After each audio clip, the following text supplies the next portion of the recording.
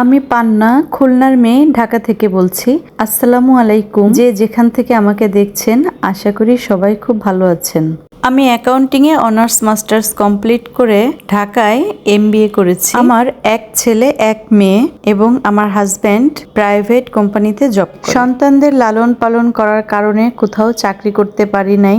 আমি যেহেতু house wife, তো ঘর সংসার সন্তান লালন পালন এগুলাই আমার কাজ। তাই ইউটিউব প্ল্যাটফর্মে আসা একটাই কারণ, নিজের একটা পরিচয় তুলে ধরা, নিজের একটা পরিচয় গড়ে তোলা। তো আশা করছি আপনারা সবাই আমার পাশে থাকবেন।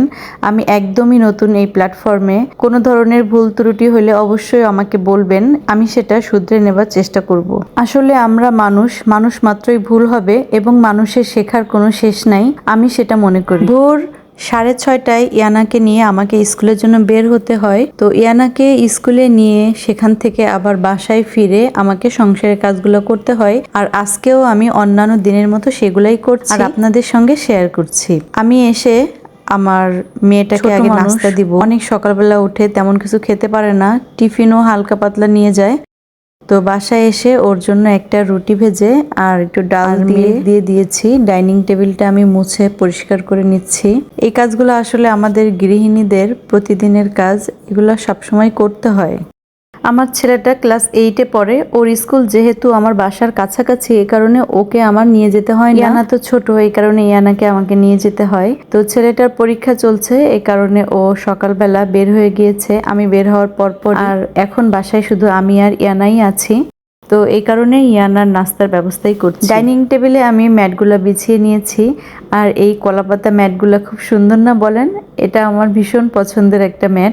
আর যে টিস্যু হোল্ডারে টিস্যুগুলো রেখে দিয়ে পানির বোতলে পানি এনে রেখে ইয়ানার জন্য খাবার রেখে ইয়ানাকে এখন আমি ডাক দিব টেবিলে এসে যেন খেয়ে নেয়। ইয়ানাকে ডেকে বললাম যে পানির মগটা একটু আমাকে দিয়ে যাও। তো ও এসেছে পানির মগটা নিয়ে। তো পানির মগটা আমি ওকে পানি ঢেলে দিব, না হলে দেখা গেল ছোট মানুষ পানি ঢালতে যে সব পানি আবার না নিচে ফেলে দেয়, তখন আবার আমার কাজ বাড়বে। তো এই কারণে আমি এরপর চলে যাব আমার বেডরুমে। একদমই গোছানোর সময় পাই নাই সকালবেলা। তো এই কারণে স্কুল থেকে আসার পরে তারপরেই আমাকে বাকি সব কাজ করতে হয়। আমার হাজবেন্ডও ভোরবেলা তার অফিসের উদ্দেশ্যে রওনা দেয়।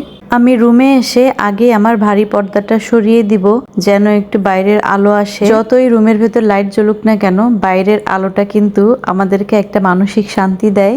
তো আমার হাজবেন্ড যখন কাপড় চেঞ্জ করেছে, তার রেখে যাওয়া কাপড়গুলো এখন ভাঁজ করে তুলে রাখবো। কাঁথা ভাঁজ করা, শাড়ি ভাঁজ করা, এই জিনিসগুলো আমার কাছে না খুবই কষ্টের মনে হয়। তো এই কারণে আমি কাঁথা ভাঁজ না করে যেন খুব সহজে বিছানাটা গুছিয়ে রাখতে পারি, তার জন্য স্টোরেজ প্লাস সিটার এই বক্সটা আমি তৈরি করে নিয়েছি। এই বক্সটার ভেতরে কিন্তু অনেক কিছু স্টোরেজ করে রাখা যায়। চাইলে যে কেউ এক্সট্রা পর্দা, বেডশিট এগুলোও কিন্তু রাখতে পারবেন।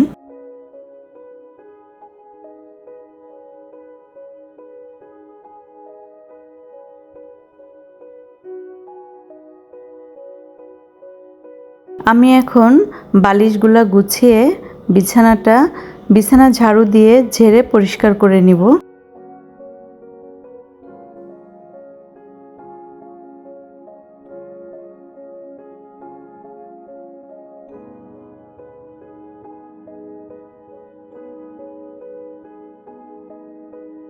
পর্দাগুলা বেল্ট দিয়ে বেঁধে রাখবো যেন বাইরের আলোগুলা সুন্দরভাবে রুমের মধ্যে আসতে পারে।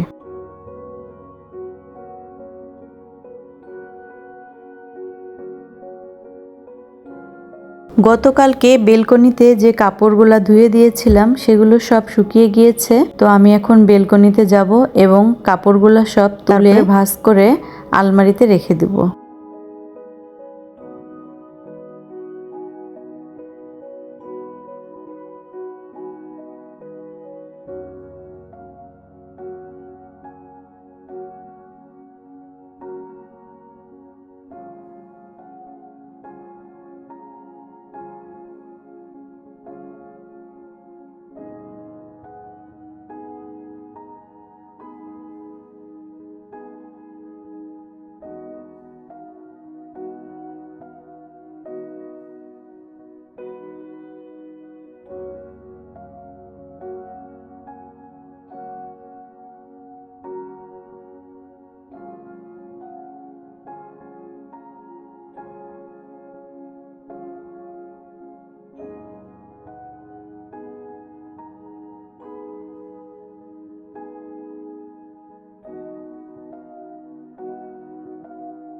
এরপর চলে যাব আমার ছোট্ট একটা বেলকনিতে। অল্প কিছু গাছ আছে, সেই গাছগুলোতে একটু পানি দিব।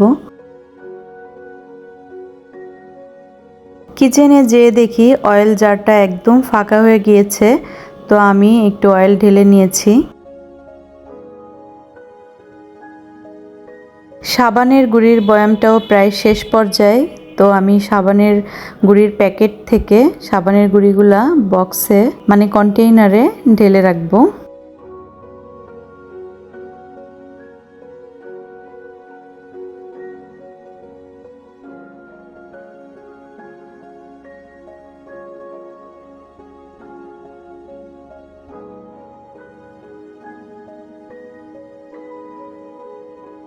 ও এর মাঝে কিন্তু আমি আমার ব্রেকফাস্টটা সেরে নিয়েছি, দেখানো হয় নাই, দুঃখিত। তারপর আমি চলে আসব কিচেনে দুপুরে রান্নার জন্য। চালগুলা ধুয়ে আমি ভাতটা বসিয়ে দিব। আমার না রাইস কুকারের ভাগ্য খুবই খারাপ। রাইস কুকার যতবারই কিনি ততবারই কেন জানি নষ্ট হয়ে যায়। আপনাদের সাথেও কি এমন হয় জানাবেন।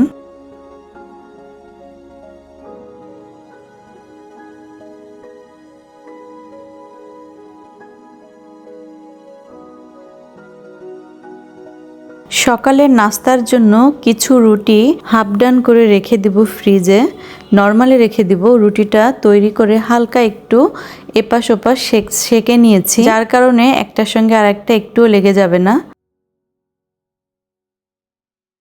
যার ফলে সকালের নাস্তাটা কিন্তু একটু কম ঝামেলাপূর্ণ হবে, একটু তাড়াতাড়ি হয়ে যাবে এই আর কি।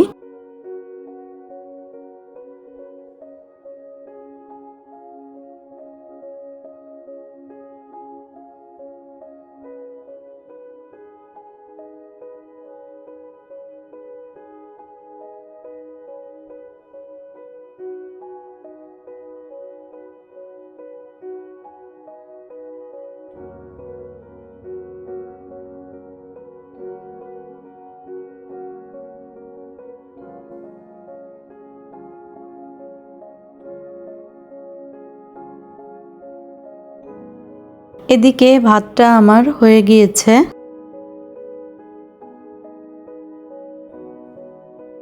ঢেঁড়স ভাজিটাও প্রায় কমপ্লিট। ডাল রান্না করব আর চিংড়ি মাছ ভুনা করব। ইয়ানার এবং আয়ানের চিংড়ি মাছ ভুনা খুব পছন্দ। এতক্ষণ ধরে ধৈর্য সহকারে যারা আমার ভিডিওটা দেখছেন সবাইকে জানাই অসংখ্য ধন্যবাদ।